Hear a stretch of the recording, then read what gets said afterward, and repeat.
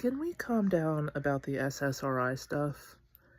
Not to say it's not serious, and the last thing you need to do is, like, trigger somebody with depression that their antidepressant meds will go away.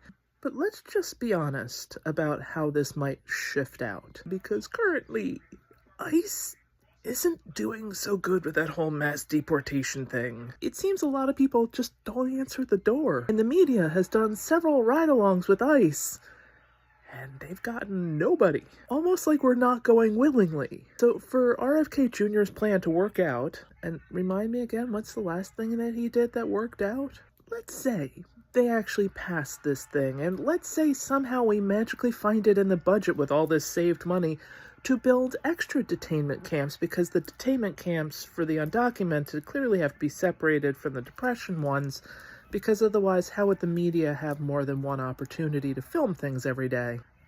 I feel like once again this is a numbers thing. Last count, there were over 37 million Americans on at least one. At least one. That doesn't include everybody who self-medicates or would be on an SSRI if they could afford it, that doesn't get it shipped from another country, or seek alternative whatever. So realistically, closer to 45 million people. If everybody had equal access to it and didn't have to jump through hoops to get it, or could even be tested for it, 45 million people would have to be rounded up and put into camps. But you think everybody's just gonna, like, sit home and wait for that knock and be like, here's me and my Zoloft? Like, no. Do you want to guess how many people on Trump's staff are on an SSRI? Well, if they drag me off to a camp, I'm not going to be able to work. The voices in my head won't be able to let me. You remember Trump's wall? Worry more that RFK Jr. has access to our food and we're basically going to die in our asses every day because they're going to fuck up the entire food chain. We have this bird flu thing? Hell, please take me somewhere where I'm locked away from most of society so I can't constantly get coughed on by assholes who just can't stay home or wear a mask. Like, there's real things RFK Jr. can do to the planet, and all that has to do is take away the measles vaccine, or, ignoring the bird flu, and it's going to cross to human.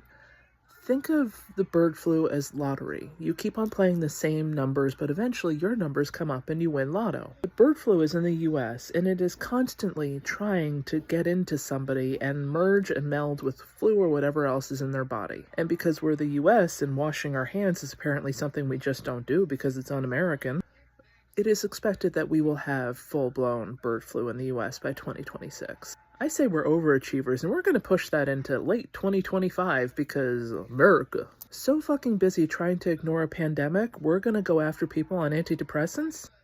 Do you remember the rates of people getting on anti-anxiety medication during COVID? Yeah, that number of like 40 some odd million is going to jump to like 60 million. Worry more about the things that Trump is doing every single day effectively, like firing half the government, fucking up the food chain, convincing the rest of the world not to play nice with us. Did you see The Handmaid's Tale? A lot of people were running around with clear mental disorders. They were not contained. Like, this is one of those, like, let's panic everybody! Do you know how many illegal schmugs are shipped in packages every day because people here can't afford basic medication? There are dermatological creams that are made in New Jersey that women in New Jersey buy from pharmacies in Mexico because they can't get it covered by their insurance here.